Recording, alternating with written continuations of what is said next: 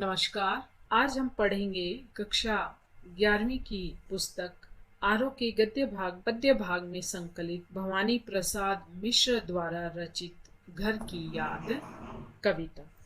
भवानी प्रसाद मिश्र का जन्म 1913 ईस्वी में मध्य प्रदेश के होशंगाबाद जिले के टिगरिया गांव में हुआ। उन्होंने जबलपुर से अपनी उच्च शिक्षा प्राप्त की। इनको हिंदी, अंग्रेजी और संस्कृत भाषाओं का ज्ञान था। इन्होंने अपनी कुछ रचनाएं लिखी हैं, जिनमें सतपुड़ा के जंगल, सन्नाटा, गीत फरोश, चकित है दुख, बुनी हुई रस्सी, खुशबू के शिलालेख, अनाम तुम आते हो, इदम न मम आदि। गीत फरोश इनका पहला काव्य संकलन है। गांधी पंचशती की कविताओं में कवि ने गांधी जी को श्रद्धांजलि अर्पित की है। इनकी जो रचनाएं हैं वो मुख्यतः राष्ट्रीय आंदोलनों से जुड़ी हुई हैं। ये गांधी में पूर्ण विश्वास रखते थे।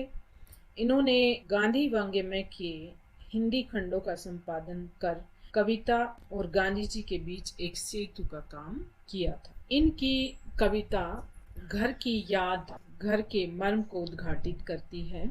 इसमें बताया गया है कि जब कवि जेल में था तो जेल प्रवास के दौरान जो घर से विस्थापन अर्थात घर से दूर रहकर कवि को जो विस्थापन की पीड़ा सालती है, कवि के स्मृति संसार में उसके परिजन किस प्रकार एक एक कर शामिल होते जाते हैं, और साथ ही साथ घर की अवधारणा को कवि ने बड़े ही सार्थक और मार्मिक ढंग से प्रस्तुत किया है। इसमें कवि जेल में रहते हुए घर के सदस्यों और घर के प्रति अपने उद्गारों को, अपनी पीड़ा को व्यक्त करता है। यह कविता कवि ने जेल में रहते हुए लिखी थी। एक दिन की बात, जब बारिश बहुत तेज हो रही थी तो उस समय कवि को घर की याद आ जाती है। और कवि क्या कहता है, आज पानी गिर रहा है, बहुत पानी गिर रहा है, रात भर गिरता रहा है, प्राण मन घिरता रहा, बहुत पानी गिर रहा है, घर नजर में तिर रहा है, घर की मुझसे दूर है जो, घर खुशी का पूर है जो। कवि की जो शब्दावली है वो बड़ी ही सहज और सरल है। इसमें कवि बताता है कि आज बड़े जोर की बारिश हो रही है और आज लगातार वर्षा होती रही है। रात को भी पानी गिरता रहा है और बहुत पानी गिरा है, यानी मूसलाधार वर्षा हुई है। घर नजर में तिर रहा है। अब आगे कवि कहता है कि उस बरसते हुए पानी के बीच रात भर कवि की नजरों में जो उसका घर है वो घूमता रहा है। कवि कहता है कि घर की मुझसे दूर है जो, कि मेरा घर जो है वो मुझसे दूर है, मैं जेल में हूँ, परंतु जो घर है वो खुशियों का पूर होता है, यानी घर में रहकर व्यक्ति को अपार खुशी मिलती है। घर में 4 भाई, मायके में बहन भाई, बहन आई बाप के घर, हाय रे परिताप के घर में सब जुड़े हैं, सबकी इतने कब जुड़े हैं, 4 भाई 4 बहिने, बुझा भाई प्यार बहिने। अब आगे कवि कहता है कि घर खुशियों का संसार होता है।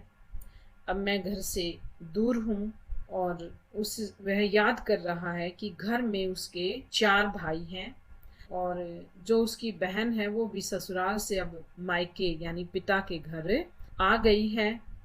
यहाँ आकर उसे दुख मिला है कि हाय रे परिताप के घर, कि उसकी बहन जब यहाँ आई तो उसे दुख ही प्राप्त हुआ, क्योंकि उनका भाई जो भवानी है वो जेल में बंद है। घर में सब जुड़े हैं, कि आज घर में सभी एकत्रित हुए हैं, भाई और बहन आपस में प्रेम से मिले हैं। 4 भाई 4 बहनें, बुझा भाई प्यार बहिने। अब कवि कहता है कि मेरे 4 भाई हैं और 4 बहनें हैं, और जो भाई हैं वो भुजाओं की तरह हैं। जिस तरह से जो भुजाएं हैं वो मनुष्य का प्रत्येक कार्य करने में सक्षम होती हैं और उसकी जो बहनें हैं वो अपार प्यार भाइयों के प्रति रखती हैं। एक तरह से कवि यहाँ कहना चाहते हैं कि जो भुजा है, जो भाई है, वो भुजाओं के समान कर्मशील और बलिष्ठ है तथा बहनें जो हैं वो प्यार का अपार भंडार है। अब इस पद के काव्य सौंदर्य में यहाँ पर पानी गिर रहा है में यमक अलंकार है तथा बार बार इसकी आवृत्ति से इसमें अनुप्रास अलंकार देखने को मिलता है। खड़ी बोली है परंतु बड़ी ही सहज अभिव्यक्ति की गई है और प्रश्न शैली है। और कवि ने यहाँ पर जो पानी के गिरने का और आंखों के सामने घर के तैरने का वर्णन किया, इसमें दृश्य बिंब है। और भुजा भाई इसमें उपमा अलंकार है और अनुप्रास अलंकार है और साथ ही साथ कवि ने एक संयुक्त परिवार का उदाहरण यहाँ पर प्रस्तुत किया है। अब आइए आगे पढ़ते हैं। आगे कवि ने बताया है कि और माँ बिन पढ़ी मेरी, दुख में वह गढ़ी मेरी, माँ की जिसकी गोद में सिर, रख लिया तो दुख नहीं फिर। माँ की जिसकी स्नेह धारा का यहाँ तक भी पसारा, उसे लिखना नहीं आता जो कि उसका पत्र पाता। अब यहाँ पर कवि जेल प्रवास के दौरान रहते हुए जिस रात लगातार बारिश हो रही थी तो कवि को बार बार अपने घर की याद सता रही थी और इस कविता में कवि घर से दूर रहने की अपनी पीड़ा को व्यक्त करते हुए अपनी माँ के संबंध में बताते हैं कि सावन की बरसात में कवि को अपने परिवार के सभी लोग जो हैं वो याद आने लग जाते हैं। वह अपनी माँ की याद करते हुए बताता है कि उसकी माँ जो है वो अनपढ़ है, यानी बिना पढ़ी लिखी है। दुख में वह गढ़ी मेरी, परंतु वह कवि के दुख में पूरी तरह से डूबी हुई है। अपने पुत्र के जेल जाने का जो दुख है वो उसके अंदर समाया हुआ है। माँ की जिसकी गोद में सिर, रख लिया तो दुख नहीं फिर। के यहाँ पर मुख्यतः कवि कहता है कि माँ जो है वो बड़ी स्नेहमयी है और जब भी मैं कभी उसकी गोद में सिर रख लेता था तो फिर मुझे किसी प्रकार के कोई दुख का एहसास नहीं होता था। माँ की जिसकी स्नेह धारा, और माँ मुझ पर अपना भरपूर जो प्रेम है वो लुटाती रहती थी, का यहाँ तक भी पसारा। और उसी माँ के प्रेम को कवि जो है जेल में रहते हुए भी अनुभव करता है। अर्थात माँ का स्नेह इतना व्यापक है कि जेल में भी उसे अपनी माँ का सहारा मिल रहा है। उसे लिखना नहीं आता, उसकी माँ जो है अनपढ़ है इसलिए लिख नहीं सकती और इसी कारण से उसका पत्र भी नहीं आ सकता, यानी माँ अपने पुत्र के बिछोह में अपना दुख भी अपने बेटे तक नहीं बांट सकती। पिताजी जिनको बुढ़ापा एक क्षण भी नहीं व्यापा, जो अभी भी दौड़ आए, जो अभी भी खिलखिलाए, मौत के आगे न हिचके, शेर के आगे न बिचके, बोल में बादल गरजता, काम में झंझा लरजता। अब कवि अपनी माँ के साथ साथ जो अपने पिता हैं उनकी भी विशेषताओं का वर्णन करते हुए कहता है कि कहने को तो उसके पिता जो हैं बूढ़े हो गए हैं, परंतु बुढ़ापा एक क्षण के लिए भी उन पर दिखाई नहीं देता। बुढ़ापे के जो लक्षण हैं वो उसमें दिखाई नहीं देते। आज भी वो लंबी दौड़ लगाते हैं और हमेशा खिलखिलाकर हंसते हैं और इतने हिम्मती और साहसी हैं कि मौत के सामने भी उन्हें जरा सा भय नहीं होता। शेर के आगे भी वो कभी नहीं डरते और उनकी जो वाणी है उसमें बादलों की गर्जना भरी हुई है और उनका जो कार्य करने का तरीका है उनमें आंधी और तूफान जैसी तेज गति दिखाई देती है, यानी बुढ़ापे में भी वो अपने कार्य को पूरी चुस्ती और फुर्ती से करते हैं। यहाँ काव्य सौंदर्य को अगर देखें तो कवि ने माँ के स्वाभाविक स्नेह और पिता की जीवन शैली का बड़ा सुंदर वर्णन किया है और माँ की गोद में सिर रखने से यहाँ दृश्य बिंब की उपस्थिति होती है और पिता के वर्णन में वीर रस का परिपाक दिखाई देता है और साथ ही साथ बोल में बादल गरजना, काम में झंझा लरजना में उपमा अलंकार है, खड़ी बोली है परंतु बड़ी ही सहज अभिव्यक्ति है। आगे देखिए, आज गीता पाठ करके दंड 260 करके खूब मुकदर हिला लेकर मूठ उनकी मिला लेकर, जबकि नीचे आए होंगे नैन जल से छाए होंगे, हाय पानी गिर रहा है घर नजर में तिर रहा है।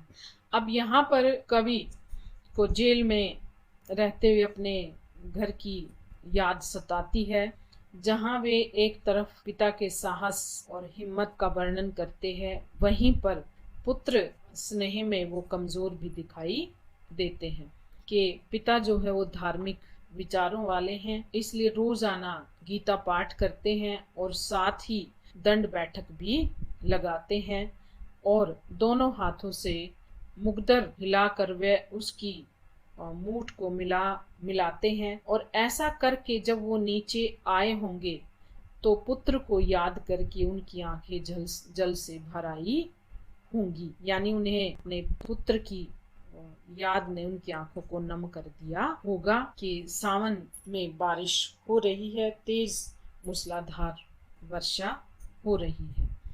अब आगे कवि कहते हैं कि 4 भाई 4 बहनें, भुजा भाई प्यार बहनें, खेलते या खड़े होंगे नजर उनको पड़े होंगे, पिताजी जिनको बुढ़ापा एक क्षण भी नहीं व्यापा, रो पड़े होंगे बराबर 5वें का नाम लेकर।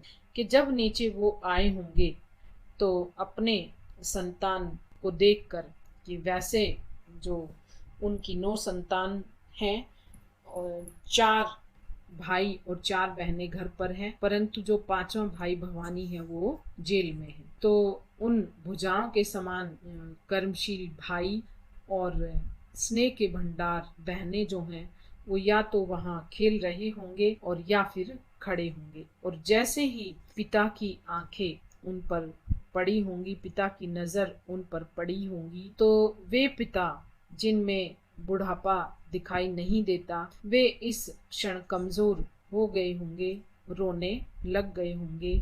अपने 5वें पुत्र भवानी का नाम लेकर उनको रोना आ गया होगा। अब यहाँ पर जो है करुण रस देखने को मिलता है और भाषा सहज सरल है तथा दृश्य बिंब पूरी पंक्तियों में देखने को मिल रहा है। अब आगे देखिए, 5वां मैं हूँ अभागा, जिसे सोने पर सुहागा, पिताजी कहते रहे हैं प्यार में बहते रहे हैं, आज उनके सवर्ण बेटे लगे होंगे उन्हें हेटे, क्योंकि मैं उन पर सुहागा बंधा बैठा हूँ अभागा। अब जेल प्रवास के दौरान घर के सदस्यों के प्रति जो है अपने प्रेम और स्नेह को लेकर कवि के हृदय में भी जो है वो पीड़ा उमड़ पड़ती है।